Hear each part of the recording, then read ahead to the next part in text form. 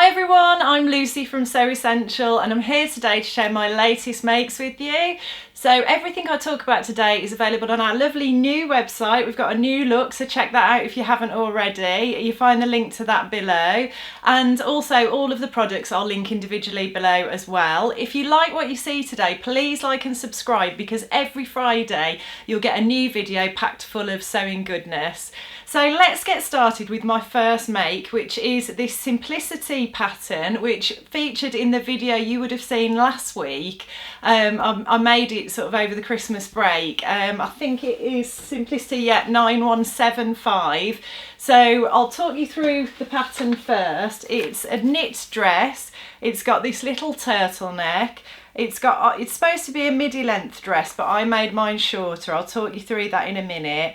There's an option for a little waist tie. There's a sleeveless option. There's the option with the long sleeves that I've done, but I've added a little twist, which I'll talk to you about as well. And then there's also an option for some flared sleeves with a slit up them and a crew neck as well. And then there is an option for like a false wrap over version as well. So I'll talk you through all of that when we get into the detail. In terms of sizes, it runs from a 6, which is a 30.5-inch bust, 23 waist and 32.5-inch hip, and it runs up to a 22, which is a 44 bust, 37 waist and 46 hip. I graded between, I did a size 12 on the top and I graded out to a 14 at the waist and the hips, because I didn't want it to be skin tight and clinging to me, because I've made it, because it's a knit dress, I just didn't want it to be too tight. I wanted it to be quite comfortable and casual, really. I made it in our beautiful Isabella wool jersey, which I'm always raving to you guys about. It comes in a range of colours, and I chose to make it in this teal colourway, which I've been talking about making something in this colourway for years. So I'm really glad I finally got around to making it. So here we are. It's just a nice simple knit dress, as I say. I did also adapt the collar, and I'll talk you through what I've done there as well, just to give that a little interesting bit of detail. And then also I did the cuffs to match. Now I didn't bring any tights to wear with me today, so I wouldn't wear this dress with chunky socks. Oh, I didn't need to tell you that, actually. You can't see them from there, so I've given you my secrets away. But normally I would wear this with black tights, but I cut it off to about knee length, and you can see, because I made the size 14, it's just sort of skimming over my hips and it's hanging nicely where it finishes at the hem as well. There are also fish darts in the back. Now I found the fish darts came down quite low. They've gone quite low down my bum, but they seem like they're in the right place. The pattern piece was in the right place on my waist, so that's just something to watch out for if you would be happy with that or not. I wasn't sure really. I thought, well, you know, should they come down that far? But I checked the pattern against me and the waist was in the right place. And then actually I was quite happy with how it fitted and looked. I think it fits really nicely down my back. You know, there's no sort of baggy fabric here or gaping going on, so that's great. So yeah, overall very, very pleased with this dress. Construction wise, very, very simple. You've just got the fish darts in the back, and then other than that, you know, it's just sewing a front and a back piece and the sleeves and the collar. The collar, I would always recommend when you do a turtleneck like this, sew it together first, try it on over your head and see if you're happy with how tight it is. And you can always make it a bit, sometimes I think they're a bit too baggy and a bit too full, and I think I did shorten this one a bit in terms of length because I wanted to do this lovely lettuce edge effect. So I wanted to make sure the collar would stay standing up and it wouldn't slouch. So that's just a little tip, just to try it on before you attach it to the actual dress, which I did. And then to make this collar, I mean, I made the whole thing on my overlocker. If you haven't seen our overlocker tips and tricks video that I released before Christmas in December, you should get on and have a look at that. It's been super, super popular. People have loved that video, and the technique that I'm talking about today that I've done on this dress features in that video. But I did this lettuce edge, so instead of having a double thickness for the collar piece, what I did was or the neckband piece rather, I just cut that in half. So I had two pieces, I had two neckbands instead of having one on the double layer. And then I finished the edge of each of those pieces with this lettuce edge, which I did on my overlocker, which is a technique, as I say, which I explained in that previous video, but you do a 3-thread rolled hem. And you stretch the fabric as you push it, as it goes through the overlocker. You adjust your differential feed to stretch the fabric as it goes through, and that creates this lovely frilly effect. And then you can just stretch it a little bit more to exaggerate it. Once you've taken it off the machine, you just pull the fabric and stretch it a little bit to exaggerate it, and you end up with this lovely effect, which I'm really pleased with. I used matching thread. I used our polyester 120 threads, which are Saba. They're really good high quality thread. There's 1,000 meters on a reel, and they come in a great range of colours, so they're brilliant. I use them on my sewing machine and my overlocker all the time, and I can pretty much always get a perfect match on the colour with those, so that's great. And then with regards to the sleeves were a bit too long when I attached them, so I knew I had to shorten them.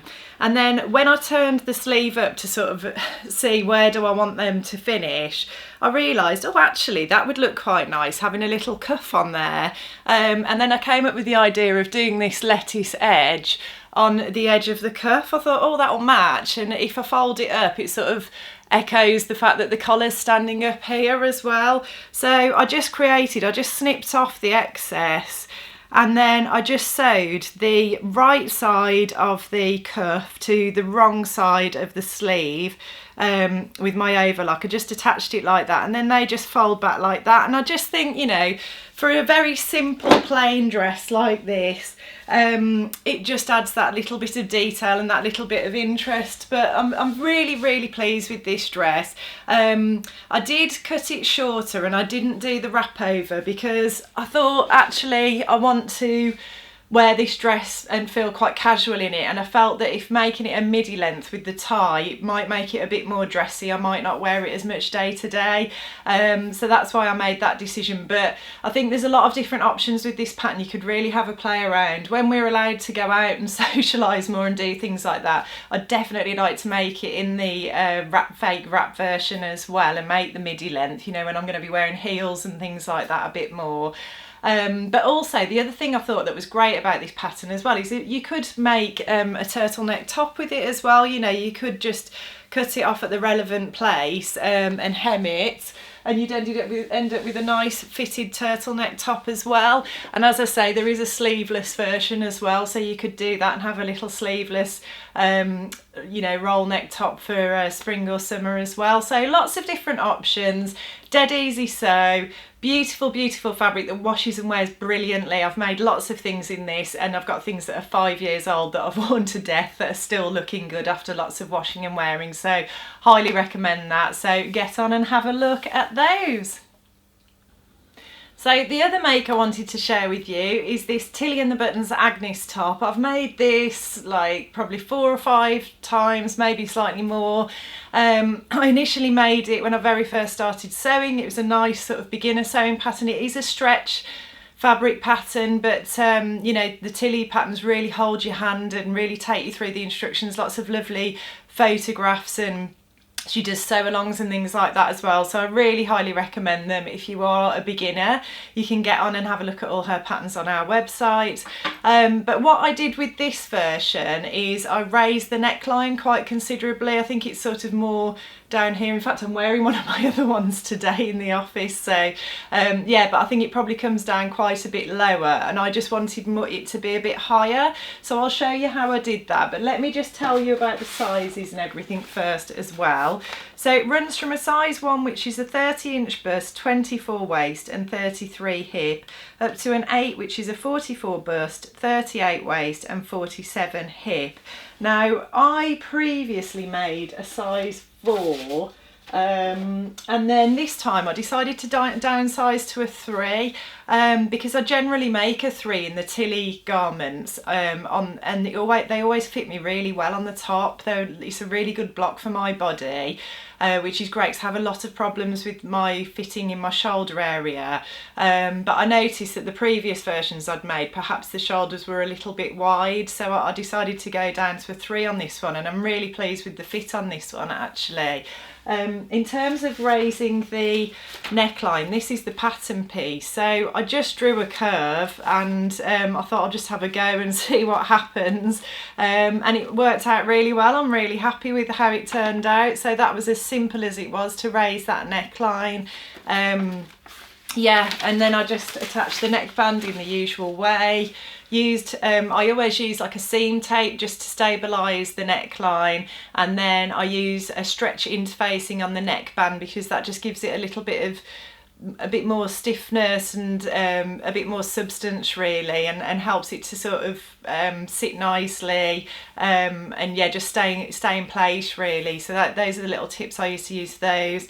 I like to use seam tape or ribbon to stabilise the shoulder seams, and I made the whole thing on my overlocker. I did some little fancy stitches on this as well. I did a reverse cover stitch for the hems. I'll just show you the length of the top as well. I'll let you just have a look at it all. The fabric is this gorgeous like corally sort of red animal print that we've got on the website, which I loved from the day we got it.